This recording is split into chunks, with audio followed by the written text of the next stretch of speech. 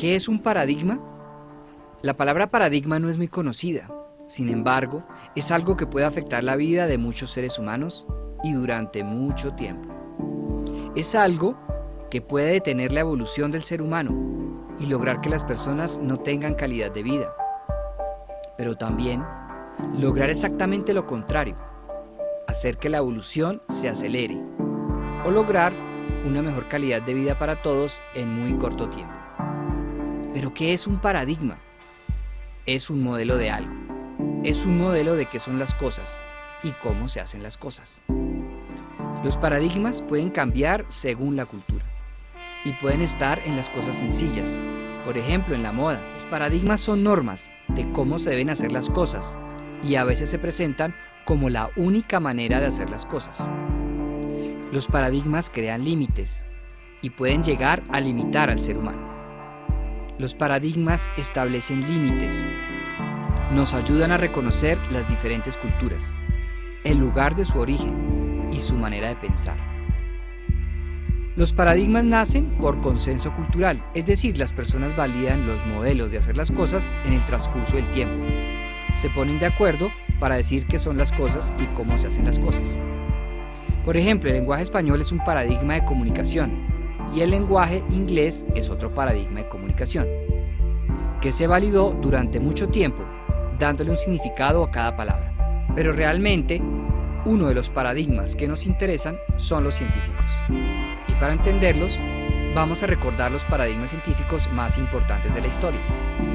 Es decir, los modelos de las cosas que más han afectado al ser humano y lo han detenido en el tiempo, sin ningún avance.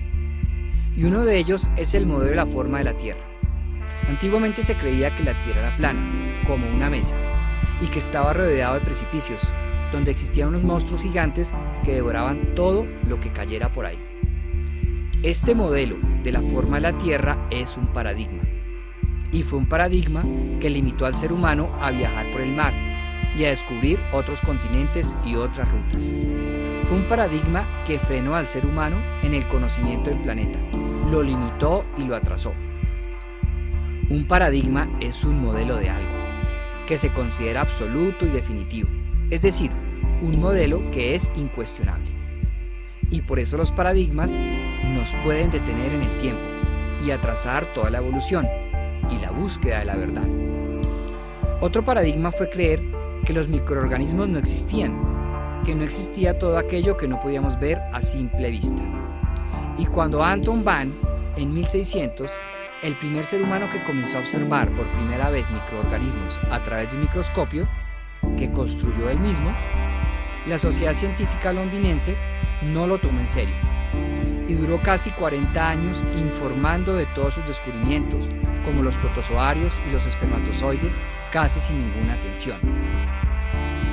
Lo mismo pasó con Louis Pasteur en 1800, uno de los científicos más importantes de la historia humana. Comenzó a intuir que existían microorganismos en las manos de los médicos, al igual que en las heridas de los pacientes, lo que hoy conocemos como bacterias, que podían complicar las operaciones e infectar a los recién operados. Pero los médicos de la época se burlaron de Pasteur y casi lo sacan de la Asociación Médica de París por decir barbaridades, pues los médicos de la época observaban sus manos y no podían ver tales microorganismos. Hasta que Pasteur, con la ayuda de un microscopio, logró demostrar la existencia de las bacterias y el origen de las infecciones, logrando que los médicos se lavaran las manos, esterilizaran sus herramientas y usaran guantes. También creó el método de pasteurización, que es calentar los líquidos para matar las bacterias en ellos, demostrando que no existía la generación espontánea, sino que los microorganismos provenían de otros microorganismos. Pasteur cambió todo el paradigma de la medicina antigua, convirtiéndola ya no solo en atención a los enfermos, sino en prevención a las enfermedades, con la creación de la microbiología como ciencia. Sin embargo, tuvo que enfrentarse con los paradigmas del pasado y con las personas que los argumentaban. Durante toda la historia humana han existido avances científicos y casi todos han tenido resistencia, porque han tenido que enfrentarse a los paradigmas del pasado, a los modelos del pasado. Pues resulta que muchas personas tienen su estatus social o estilo de vida ligado a ellos.